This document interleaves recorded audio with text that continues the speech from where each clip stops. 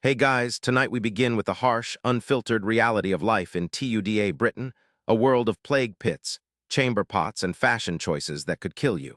So, before you get comfortable, take a moment to like the video and subscribe.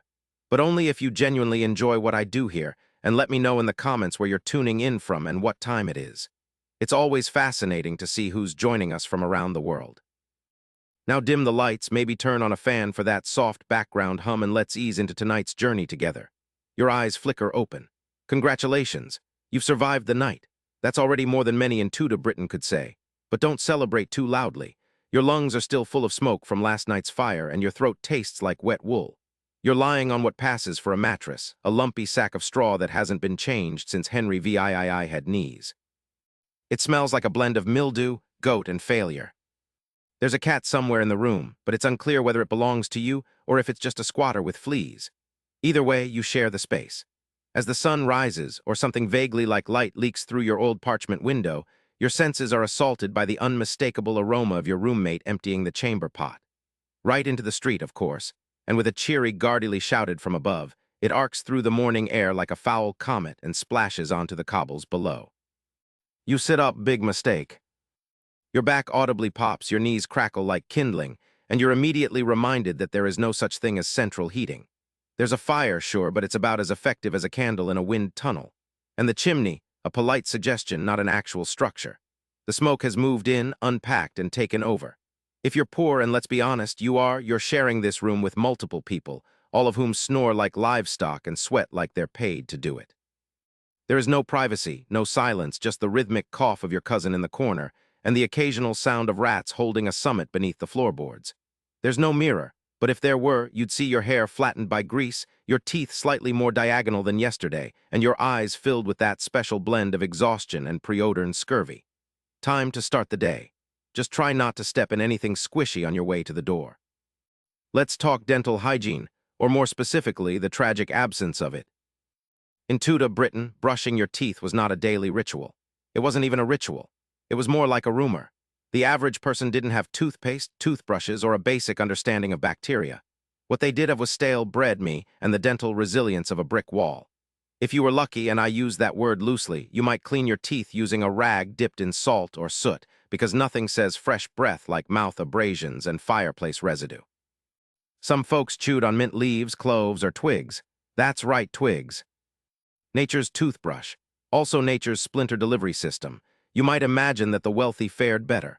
After all, they had access to imports, education, and oh no, wait, they were just as clueless. In fact, the upper class might have had worse teeth due to their sugar-rich diets. Sugar was expensive, and nothing says I'm rich and powerful like gnashing your rotten murs into a candied fig. And if your tooth really started hurting, if it throbbed with the kind of pain that would make a modern person sprint to an emergency dentist, well, then it was time for the village barber surgeon. Yes, the same man who cuts your hair, bleeds your veins, and occasionally lops off a limb.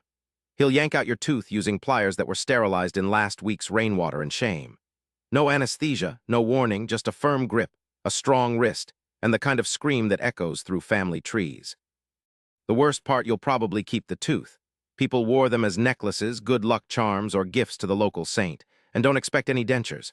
If you lose your teeth, you're stuck with a diet of thin porridge and regret. As for breath mints, not a thing. Your breath smells like a fermented stew of onions, ale, and mild despair. And everyone else's does too. It's a shared suffering like taxes or plague.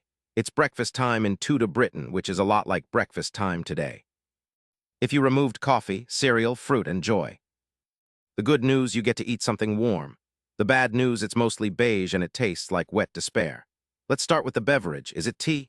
No, coffee. Don't be ridiculous. You're drinking ale? Yes, ale, at breakfast because the water is teeming with bacteria and possibly ghosts. Children drank ale. Pregnant women drank ale. Monks drank ale. And they brewed it themselves while muttering prayers and possibly judging you. Now on to the solid portion of the meal, bread. It's coarse, brown, and somewhere between edible and exfoliating. If you're a peasant, it's barley or rye, which Tudor doctors warned caused gas and melancholy, both of which you now have, along with a mild chewing injury. Butter, rare eggs, maybe if the hens haven't gone on strike. Bacon only if you're lucky and own a pig, and even then it's more fat than meat, more lard than lean more. Why is this crunchy than breakfast? If you're wealthy, congratulations. Your beige breakfast just got an upgrade to off-white. you might enjoy a nice trencher of mannet bread, the Tudor equivalent of artisan. A slab of cheese with the texture of roof tile and a boiled egg so overcooked it's wondering what it did to deserve this jam. No, that's what sugar is for, and sugar is expensive. Instead, you get honey, assuming you don't mind a few bee legs in it. And fruit, don't even ask. Fruit was seasonal, suspect, and usually baked into oblivion to avoid humoral imbalances because everyone lived in constant fear of upsetting their inner moistures, and you'd better eat quickly. You've got a full day of labor ahead of you. Whether you're hauling buckets, weaving wool, or pretending you understand the Book of Common Prayer, your energy needs to come from something. And that something is bread. Always bread. No pancakes, no smoothies, no avocado toast, just bread, ale, and the lingering sensation that your mouth is somehow drier after eating. In Tudor Britain, breakfast isn't the most important meal of the day. It's just the one that reminds you you're still alive and possibly mildly intoxicated. Welcome to Tudor fashion, where the motto might as well be if it's not stiff, itchy, or potentially flammable, you're not wearing it right. Let's begin with the basics. Getting dressed isn't something you do quickly. It's a process, a ritual really, one that requires layers, assistance, and the willingness to feel like a sausage for the next 12 hours. If you're a man, congratulations. You get to wear tight hose that leave little to the imagination and even less to circulation. Your doublet, essentially a heavily padded vest with buttons designed by a sadist, squeezes your torso into the shape of a decorative wine bottle. Add a ruff around your neck that functions like a wearable pie crust and you're ready to go nowhere fast.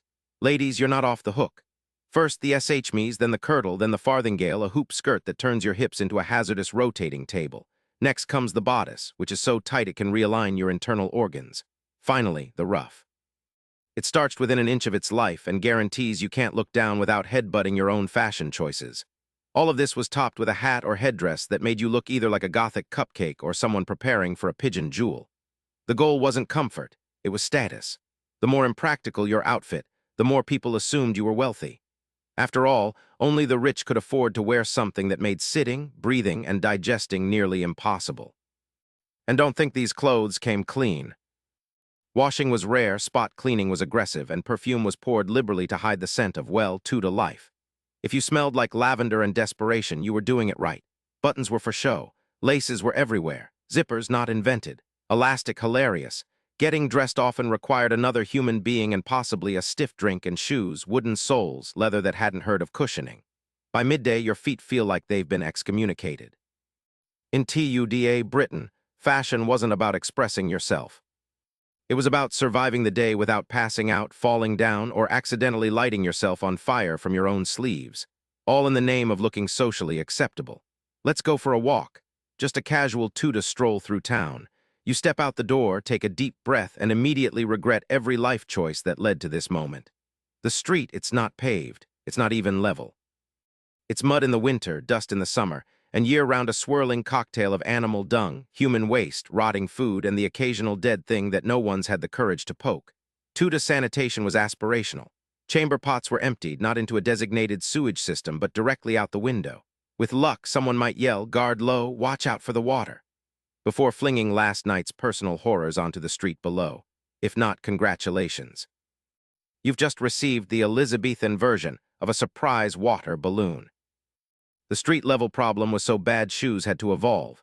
Enter the pattern, a wooden platform you strap to your actual shoes so you wouldn't sink into the street like a sad biscuit in tea. Walking became a mix between tightrope acrobatics and parkour over various unspeakables. Now let's factor in the livestock. Pigs roamed freely. Geese strutted with authority. Horses had one job, to dump their business exactly where you were about to step. And since nobody cleaned up after them, unless by accident, the road became a glorious stew of hoof prints and horror, and heaven help you if it rained.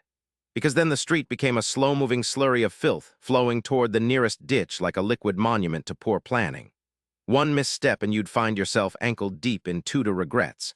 You couldn't just tiptoe around the mess either. Most cities were packed, noisy, and extremely enthusiastic about pushing carts directly into your shin bones. And if you tripped and fell, that's your dignity gone, possibly your wallet, and absolutely your appetite. Oh, and the smell.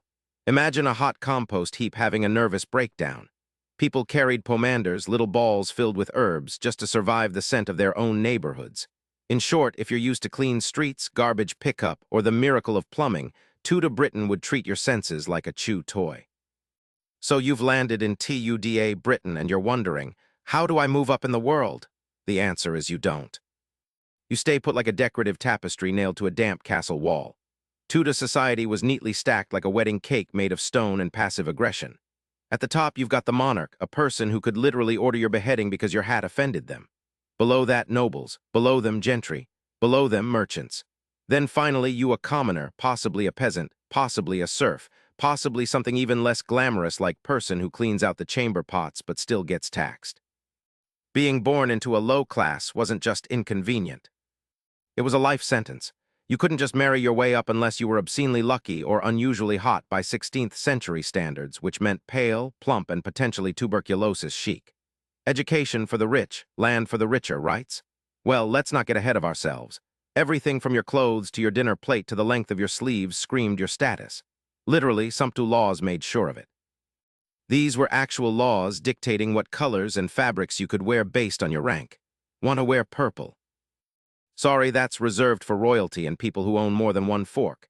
And heaven forbid you get ideas. Ambition was considered dangerous.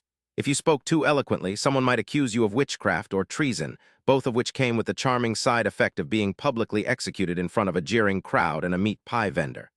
Your job was to know your place, speak when spoken to, work until you die. And if you somehow caught the attention of someone powerful, congratulations. You now get to be exploited more formally. Even religion didn't help. The church reinforced the idea that God wanted you to be poor, that your suffering was noble, that your lack of food and excessive number of children was a divine blessing. How comforting. If you're dreaming of a cozy Tudor job with reasonable hours, health benefits, and maybe a dental plan, allow us to introduce you to reality now with more blisters and tetanus. Work in Tudor Britain wasn't something you did to fulfill your potential or build a career. It was something you did so you wouldn't die even faster. From dawn to dusk and sometimes well beyond that, your body was the primary tool. And if it broke, you got replaced, probably by your child. Let's say you're a farmer. Great. That means you wake up before sunrise, eat a crust of something that wishes it were bread, and then spend the next 12 hours covered in mud, sweat, and possibly livestock byproducts.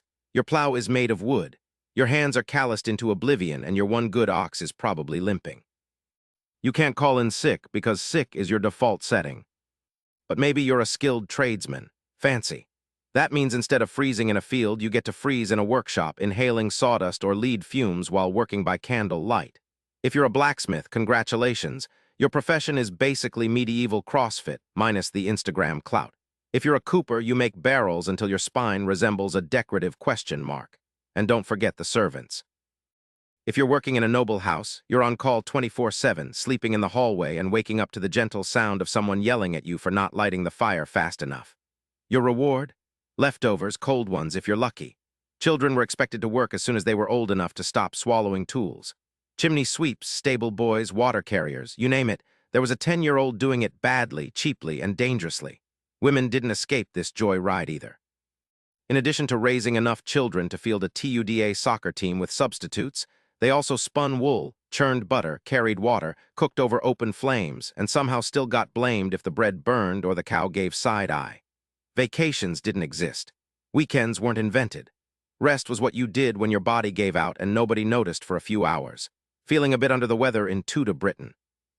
Perhaps a sore throat, a little fever, or a suspicious boil that seems to be whispering Latin. Great, it's time to call the doctor. Just know whatever's about to happen next, it's not science. It's more like medieval improv, but with knives and leeches. First off, there were doctors if you were rich. And even then, their methods had less to do with healing and more to do with humors. Not the funny kind, but the ancient theory that your body was governed by 4 mystical fluids: blood, phlegm, black bile, and yellow bile. If you were sick, it clearly meant your bile-phlegm ratio was acting out of line, obviously. And the solution? Bloodletting, lots of it. You'd be pricked, sliced, or bled with cheerful abandon until you were weak enough to forget you were still sick. Some barbers doubled as surgeons. Yes, the man shaving your chin might also amputate your leg, often with the same tools. Sanitized only in the sense that he probably wiped them on his apron first. If you were poor, which statistically you were, your health care came from the local wise woman, your cousin who knows herbs, or a man selling potions out of a suspiciously dented cart. Common treatments included garlic stuffed into wounds, applying warm dung to the chest for asthma, or drinking mercury because someone said it chased away bad spirits. Dentistry. That was just praying your teeth fell out on their own before someone with pliers and zero qualifications got involved. Anesthetics didn't exist. The closest you got to pain relief was alcohol, which also doubled as the disinfectant, the surgeon's courage, and your ride into unconsciousness. And let's not forget the plague. When it arrived, which it did often, doctors wore bird masks stuffed with herbs to ward off my asthma, the evil air that caused disease. This was considered cutting edge. Meanwhile, actual cutting edges were being used on your buboes. No gloves, no clue. In Tudor Britain, you didn't choose religion. Religion chose you, usually with the force of a royal decree and the subtlety of a brick through a stained glass window. This was not a time of peaceful theological reflection. It was a time when kings and queens played spiritual musical chairs, and everyone else had to pray whichever way the throne was facing that week or risk losing their head. Literally, Henry VIII kicked things off by breaking up with the Pope in the world's most aggressive divorce. Suddenly, England wasn't Catholic anymore. Now you were expected to swear allegiance to the Church of England, which conveniently made Henry the boss of both your taxes and your soul. Refuse to switch sides. Enjoy your complimentary heresy trial and a one-way trip to the stake. Then Mary I came along, Henry's daughter, and she was very Catholic. As in, let's burn 280 Protestants alive to make a point. Catholic. If your family owned an English Bible, it was time to bury it in the garden and hope your neighbors weren't feeling snitchy. You could be executed simply for praying the wrong way, reading the wrong version of Scripture, or looking too smug during Mass. Next up, Elizabeth I, she swung things back to Protestantism, but with a wink. As long as you weren't too Catholic or too Protestant, and you didn't stir the pot, you could probably survive. Probably unless you were a Jesuit or Irish, or in the wrong place at the wrong time. Religion in Tudor England was a bit like walking a tightrope over a shark tank wearing bells. Church attendance was mandatory, as in fined if you don't go mandatory. Priests doubled as local informants. Sermons were often thinly veiled political speeches, and nobody was quite sure if God approved of you unless the Queen said so. Confess the wrong belief and you'd end up in the Tower. Stay silent and someone might accuse you anyway just to gain your land. So no, you didn't find faith in Tudor Britain. You clung to whatever belief system wouldn't get you boiled alive that month and muttered your prayers through gritted teeth while checking over your shoulder. Just when you thought your life in Tudor Britain couldn't get worse, surprise, it's plague season again. It's like pumpkin spice lattes in the modern world, but with more screaming and far less cinnamon. The plague didn't just show up once and ruin everybody's month. It came back regularly, like an unwanted dinner guest who never got the hint. Every few years, the Black Death or one of its charming cousins would waltz into town and start turning bodies into statistics faster than you could say mysterious swelling. Symptoms? Glad you asked. First a fever, then headaches, then lovely oozing buboes, painful swellings in places you'd rather not discuss. People turned black and blue as their organs decided it was a good day to fail. Death usually arrived in a matter of days, unless you were unlucky and lingered. Hygiene, of course, wasn't exactly winning any awards. People dumped chamber pots into the streets.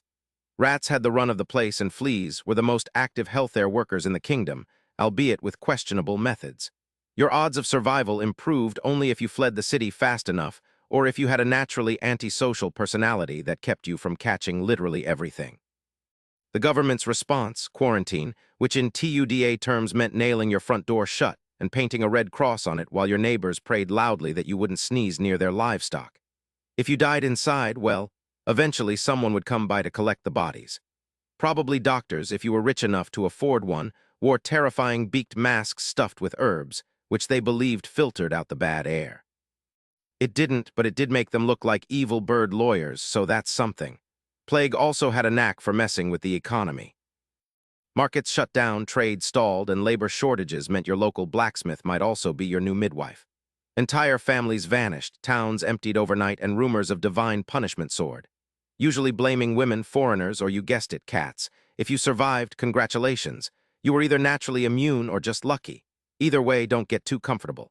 Another wave will be along shortly, and this time it might bring friends. So you've survived plague, poor hygiene, and a surprise heresy accusation. Congratulations. Time to treat yourself to a bit of entertainment. Just don't expect a Netflix binge or a relaxing walk in the park. Tudor leisure time was equal parts public humiliation, animal cruelty, and bafflingly enthusiastic death. Let's start with the obvious crowd-pleaser public executions. These weren't just punishments, they were events. People brought snacks. Parents brought children. You'd stand shoulder to shoulder with neighbors, gossiping about who was getting hanged, drawn, and quartered that week. The best seats were right by the scaffold, assuming you didn't mind getting a bit of blood on your bread. Hangings were for common criminals. Noble types naturally got beheadings. If you were lucky, it was a clean slice. If not, well, the executioner would get a few swings in before things wrapped up, and the crowd would cheer or boo depending on how entertaining the suffering was. Still too tame? Welcome to bear baiting, a sport where a bear, yes, a literal bear, was chained to a post while dogs were sent in to attack it. The bear often won until it didn't. Occasionally, the dogs were also mutilated ahead of time, just to spice things up. The audience loved it. If you were feeling fancy, you could catch a play at the local theater. Shakespeare was active during the later Tudor years, and his tragedies had just enough murder and cross-dressing to please even the grumpiest ale-soaked spectator. But don't imagine a polite audience. This was less silent contemplation and more drunken shouting. If a scene bored you, you could throw a turnip at the stage. It was interactive theater with produce. For more wholesome fun, there were fights where people bet money on chickens violently pecking each other to death.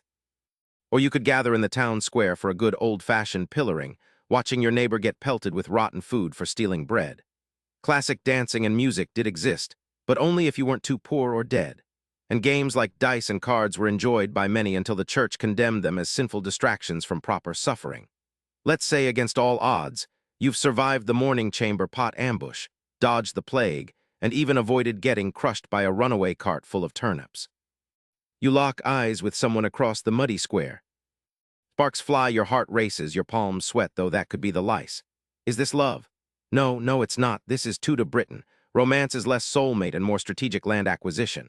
Marriage in Tudor times was a transaction first, second, and third. Love, if it ever showed up, arrived late, confused, and slightly drunk. Families arranged matches like livestock trades. Dowies were exchanged, inheritances were secured, and the emotional well-being of the bride was considered somewhere below. How many goats does her father have? For the nobility, marriages were political chess moves. Your feelings on the matter irrelevant. You could be a teenage girl marrying a man who remembers the Crusades. If he had a title and you had a womb, it was a perfect match. For peasants, it was slightly more flexible. You might marry someone because your cows grazed the same field. Romantic courtship, as such, was largely a supervised series of negotiations disguised as affection. A man might write you a love poem, sure, but only after confirming your father owned at least 2 pigs and a decent patch of barley, and that poem probably plagiarized from the local friars' collection of flirtatious psalms. Sex before marriage was technically a sin, which meant most people did it anyway, then lied about it. Or if you got caught, you'd be hauled before the church court where you'd either admit to being pre-contracted, an unofficial engagement, or mumble something about having been bewitched by her eyes. Either way, a fine was usually involved. For women, marriage was more or less the start of full-time domestic servitude, childbirth roulette, and possibly being blamed for your husband's gout. For men, it was the end of bachelor freedom and the beginning of financial stress and also childbirth roulette. Adultery, rampant, discretion, minimal, divorce, technically possible, but only if you were a monarch with a habit of executing your exes. Otherwise, you were in it for life or until the next plague took care of the paperwork. If you enjoy hot showers, minty toothpaste, or the basic sensation of not being sticky at all times, Tudor Britain is not your vibe. Let's begin with bathing. The Tudor had bathtubs, yes, but they were largely decorative or used to store firewood. The average person bathed seasonally, which is a polite way of saying almost never. Soap existed, but it was made of lye and pig fat, meaning using it was slightly better than scrubbing with a brick. But didn't Queen Elizabeth bathe once a month? Sure, allegedly, but she was the queen. You peasant viewer of this hypothetical historical video would be lucky to rinse your feet in a muddy stream between plowing fields and dying of trench mouth. Water itself was suspect. Clean drinking water wasn't common in towns and cities, so most people drank ale even for breakfast. Children drank weak beer. Babies, possibly beer-flavored porridge. Meanwhile, washing with water was thought to open your pores to disease, so many opted for the no-wash or no-plague method. Shockingly, it didn't work. To manage the stench, people layered on perfumes and herbs. Imagine wet dog and lavender trying to negotiate peace in your nostrils. It wasn't pleasant, but it was period accurate. Hair care. Scalp hygiene was more of a suggestion than a practice. Lice combs were a common accessory, and dousing was a romantic couple's activity. Wigs were powdered with everything from starch to crushed bone, so even the fashionably clean weren't teeth. A Tudor smile was rustic.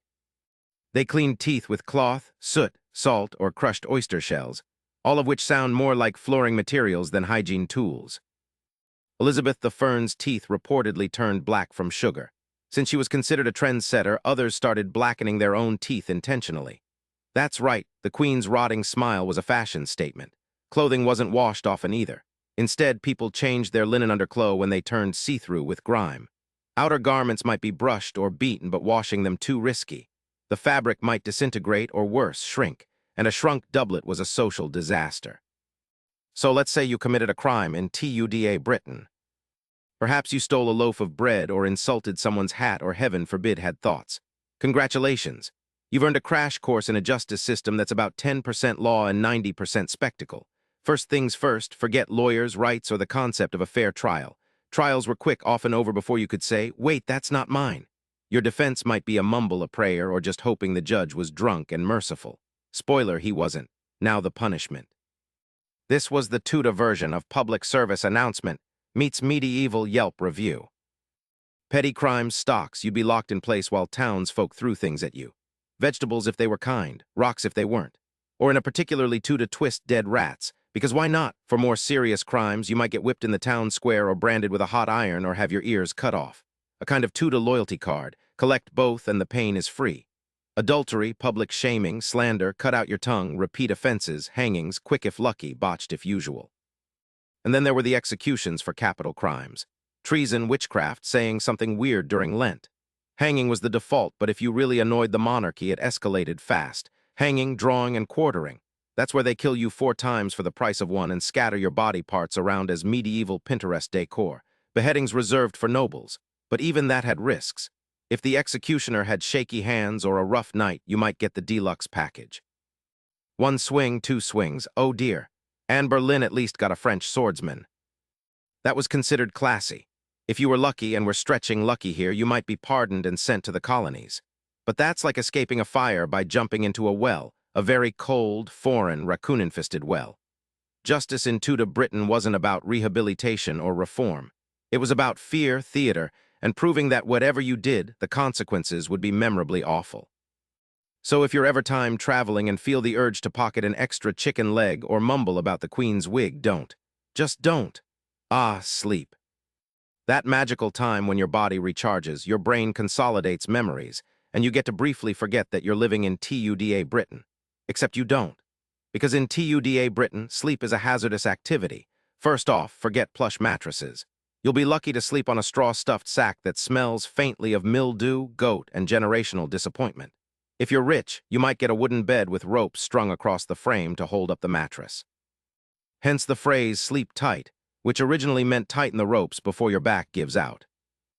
As for privacy, unlikely, families often slept together. Parents, children, the neighbor's dog, possibly the neighbor, even servants might crash at the foot of the bed. The concept of personal space hadn't been invented yet, and beds weren't just crowded, they were strategic. People often slept in shifts in case of burglars, fires, or something called night air, which was believed to cause disease. That's right, people thought the dark itself could kill you. So windows were sealed, air was still, and the room became a humid stew of farts and paranoia. Sleep itself was also divided. Many Tudors practiced first sleep and second sleep with a 2-hour break in the middle of the night to meditate, pray, chop wood, or argue quietly with your spouse.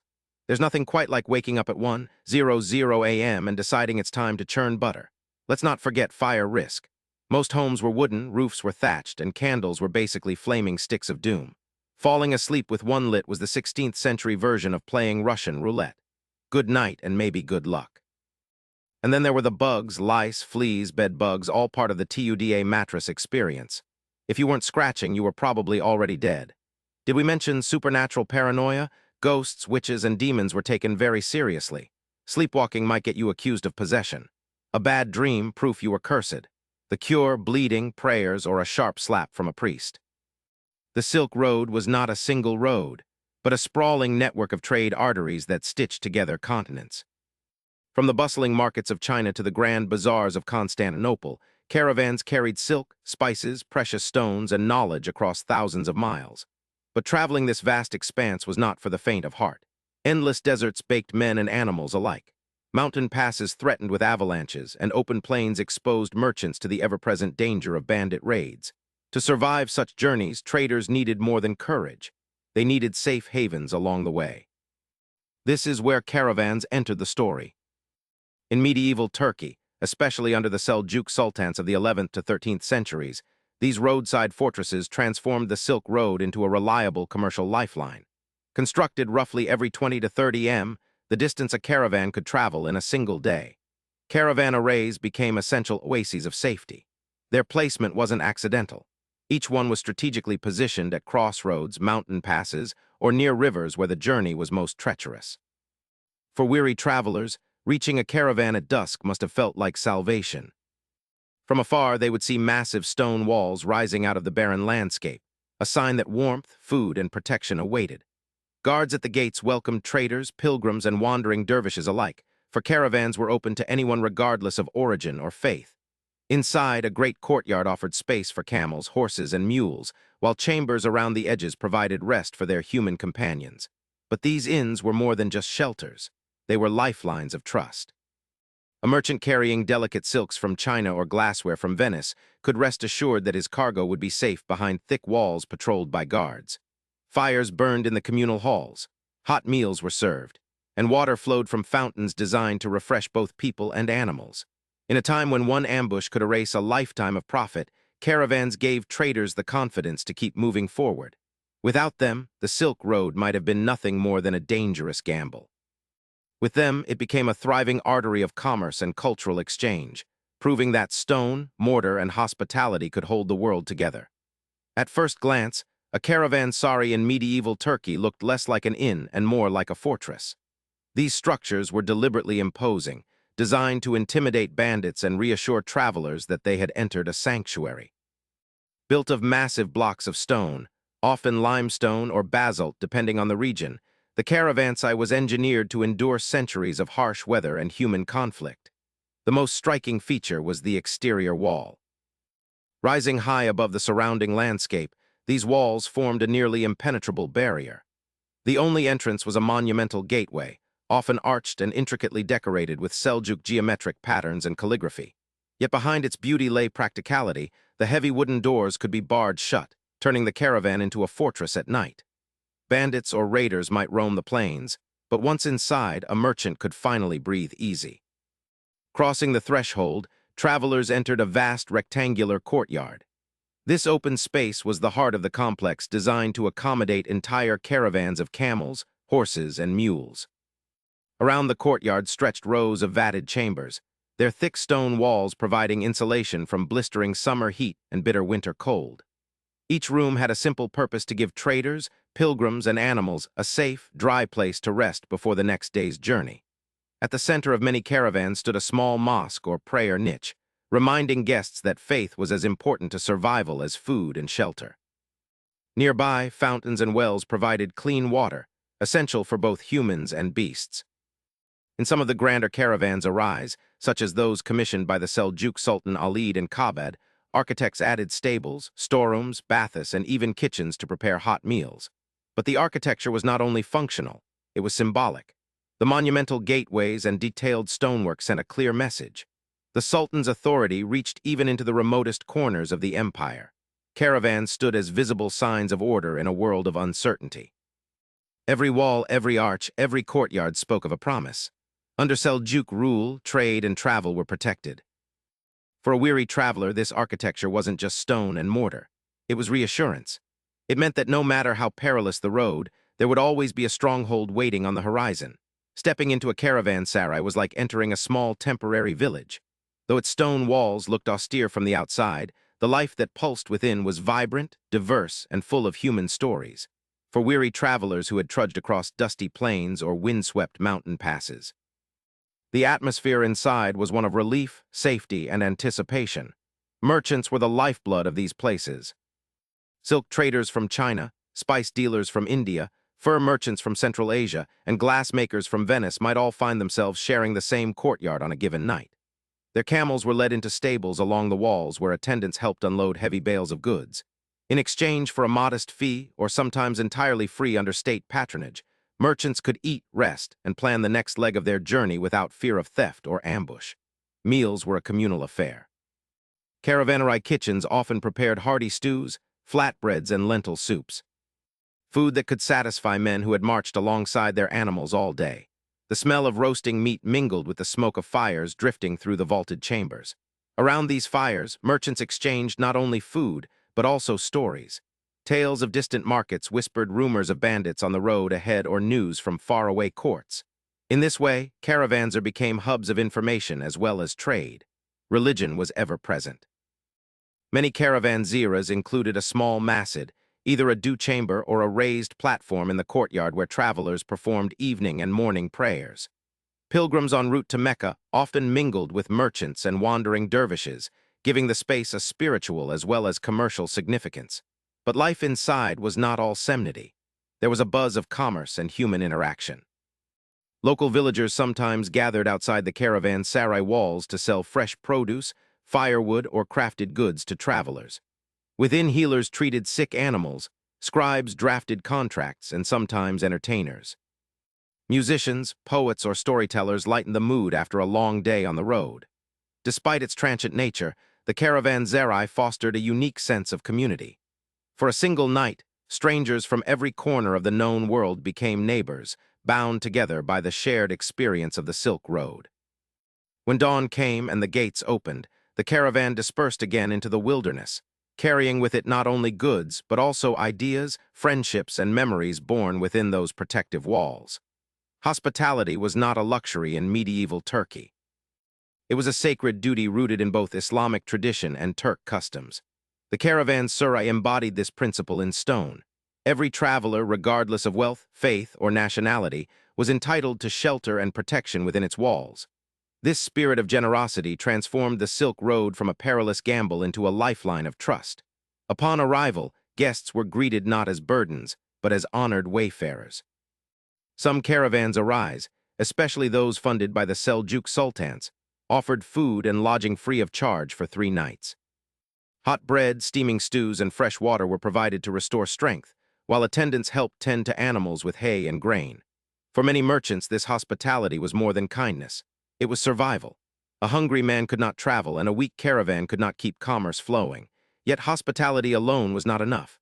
The roads were plagued by bandits, tribal raiders, and opportunistic thieves who targeted caravans heavy with silks, spices, and gold. Caravanserais therefore doubled as fortresses.